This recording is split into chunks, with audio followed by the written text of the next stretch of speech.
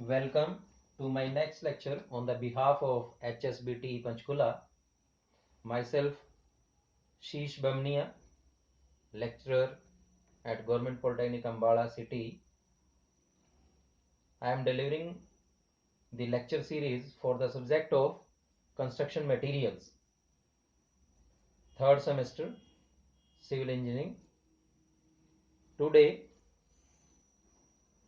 I will start the unit number 2, that is bricks.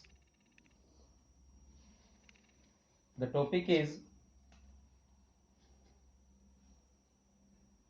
raw materials for bricks manufacturing. First of all, we have to study the definition of brick. Brick is a rectangular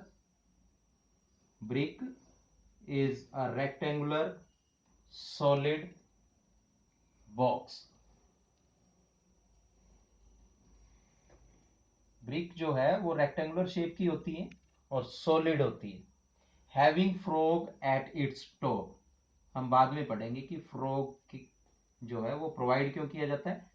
जो centre part है इसमें frog हम provide करते हैं. क्यों provide किया जाता है हम नेक्स्ट लेक्चर में इसको कवर करेंगे. बट बाय डेफिनेशन ब्रिक जो है वो एक सॉलिड रेक्टेंगुलर बॉक्स है.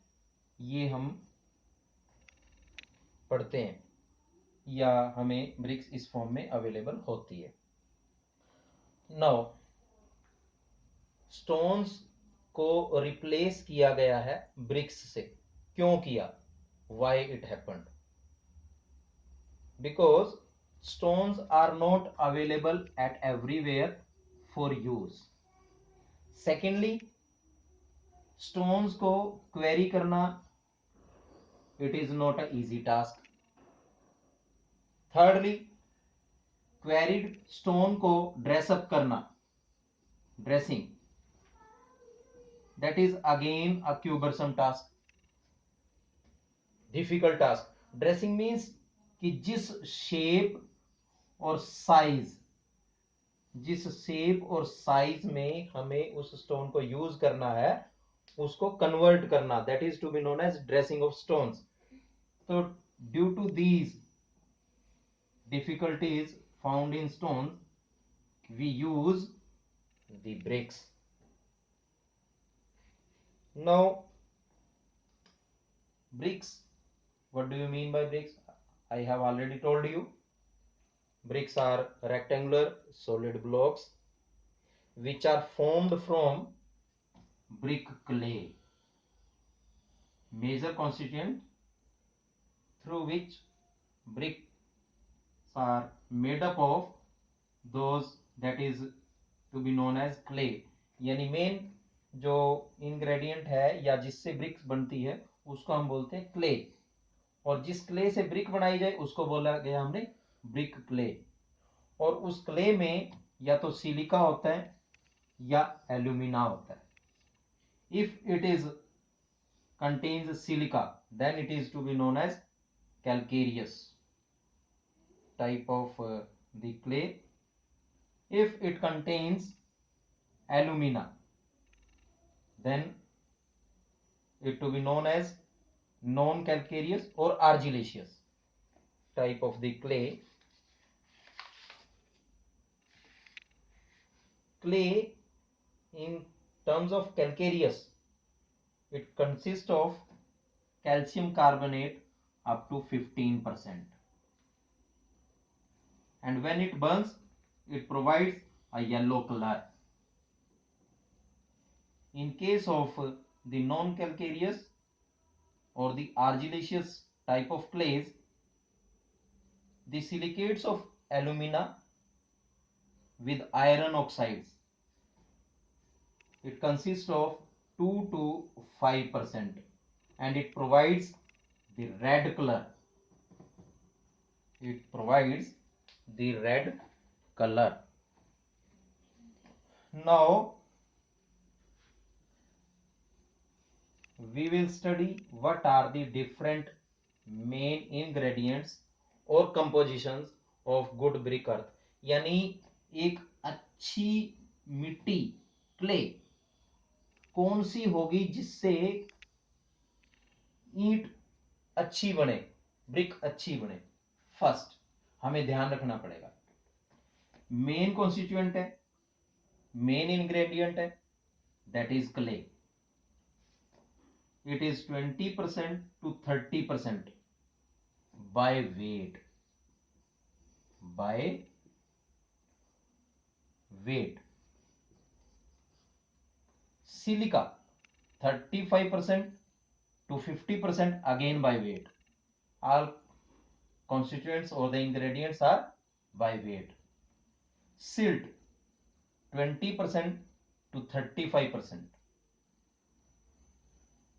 नेक्स्ट है लाइम है, ऑक्साइड्स ऑफ आयरन है, फेरस जिसको बोलते हैं, मैग्नीशिया है या मैग्नीशियम ऑक्साइड है, सोडियम है, पोटास है।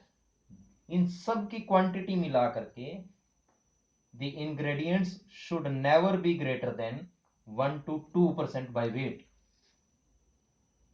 देखो बहुत छोटी क्वांटिटी में डल रहे हैं ये, इतनी छोटी क्वांटिटी में डलने का कारण भी है, वो अभी बताएंगे आपको। एक आपको ध्यान रखना है,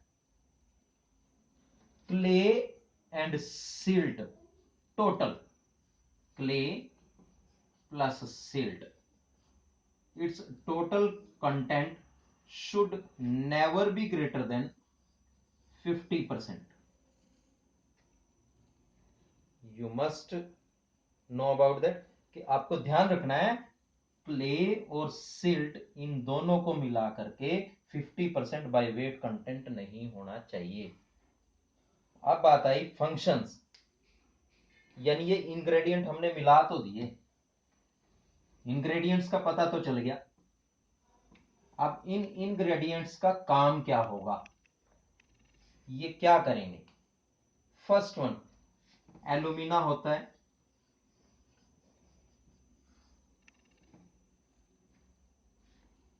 एल्यूमिना जो है that is non calcareous clay और the argillaceous type of the clay. Chief constituent होता है, 20 to 30% है, ये आपने ध्यान रखना है। इट इम्पार्ट्स प्लास्टिसिटी, ये क्या प्रोवाइड करता है, प्लास्टिसिटी, यानी जो भी शेप और साइज मोल्ड में आएगा उसको पेस्ट फॉर्म में जो चीज लेकर के आएगी वो एल्यूमिना के कारण है। When it is mixed with water, जब हम क्ले को पानी के साथ मिलाते हैं तब प्लास्टिसिटी प्रोवाइड करता है और इससे शेप और साइज बनता है। Then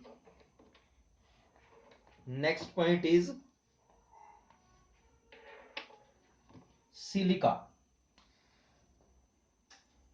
silica imparts uniform shape, silica से uniform shape and durability. Silica क्या करता है, ड्यूरेबिलिटी, और ड्यूरेबिलिटी क्या होती है, उसकी एज, ड्यूरेबिलिटी होती है एज, वो कितने टाइम तक चलेगी, यानी ये प्रोवाइड कर रहा है, सिलिका उसको प्रोवाइड कर रहा है, ये ध्यान रखना आपने। देन लाइम, ये रहा लाइम, बड़ी छोटी क्वांटिटी है but lime should always be provided in the form of fine powder, powder की फॉर्म में है ये। आल्दो क्ले भी पाउडर की फॉर्म में है, फिर उसको मिट्टी में मिलाया जाता है तब जाकर के पेस्ट बनता है, या पानी मिलाते हैं तब जाकर के पेस्ट बनता है, ये ध्यान रखना आपने। तो लाइम जो है क्या करता है, it helps to fuse at lower temperature to bind the particles together, यानी उसके पार्टिकल्स को आपस में जोड़ने का काम करता है ये फाइन पाउडर, क्ले पार्टिकल्स को। और इसके साथ साथ it prevents the shrinkage,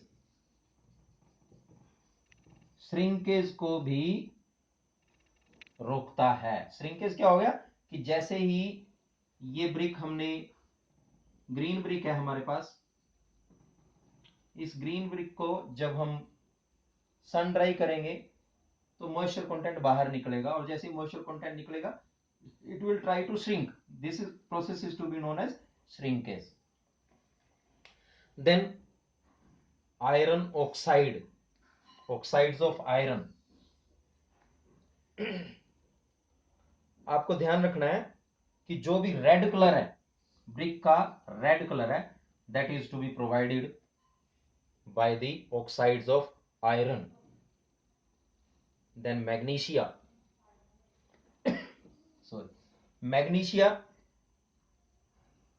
provides the yellowish color to the bricks and also prevent the shrinkage to some extent. ये भी श्रिंकेज को रोकता है. Manganese, presence of manganese in certain quantity, जो उसके डिफाइंड क्वांटिटी है मैग्नीज की, अगर हम उसको उसमें प्रोवाइड करते हैं तो हमारी ब्रिक का जो कलर है रेड से डार्कर की तरफ चला जाएगा और ये इवन ब्लैक की तरफ चला जाता है. तो इसलिए मैग्नीज को हम अवॉइड करते हैं, और जो इसकी मिनिमम क्वांटिटी है या स्पेसिफाइड क्वांटिटी है हम उसमें जो है वो ऐड करते हैं. अब आपको ध्यान रखना है, अभी तो हमने इन सब के फायदे पढ़े हैं कि एल्यूमिना, सिलिका, लाइम, मैग्नीज.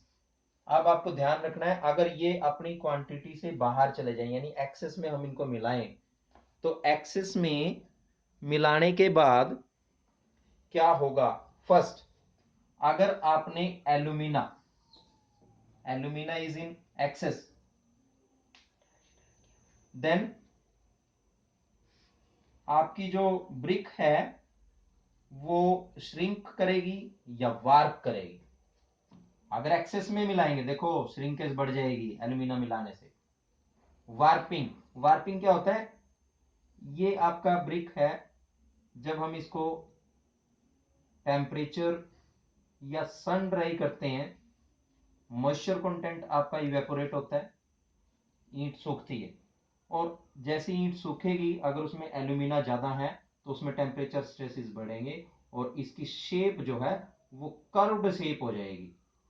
ऐसे curved shape, it will be in curved shape, whether from the bottom side or from the upper side, कहीं ना कहीं उसमें वार्पिंग होगी. देन सिलिका, अगर सिलिका को जरूरत से ज्यादा डाल दिया जाए, सिलिका अगर एक्सेस में प्रेजेंट हो उस क्ले में, then again cracks will develop और श्रिंकेज विल हैपन. ये आपको ध्यान रखना है. लाइम, अगर लाइम भी एक्सेस में है तो जो टेम्परेचर है, fusion temperature, that reduces and brick melts and change in shape. तो आपकी जो ब्रिक है उसकी शेप जो है वो यूनिफॉर्म शेप नहीं रहती. आयरन ऑक्साइड अगर आपने एक्सेस में डाल दिया तो ब्रिक का कलर जो है डार्कर हो जाएगा. अगर मैग्नीशिया आपने एक्सेस में डाल दिया तो डिके ऑफ ब्रिक, देखो मैग्नीशिया कितना खतरनाक है एक्सेस में डालने में. डिके, डिके का मतलब है कि duration of time, with the duration of time आपकी ब्रिक जो है वो खुद ब खुद self, due to the weathering effects और द क्लाइमेटिक इफेक्ट्स और द फिजिकल चेंज, वो डिके होना स्टार्ट हो जाएगी अगर उसमें मैग्नीशिया एक्सेस में है. It was all about for your 2 days lecture.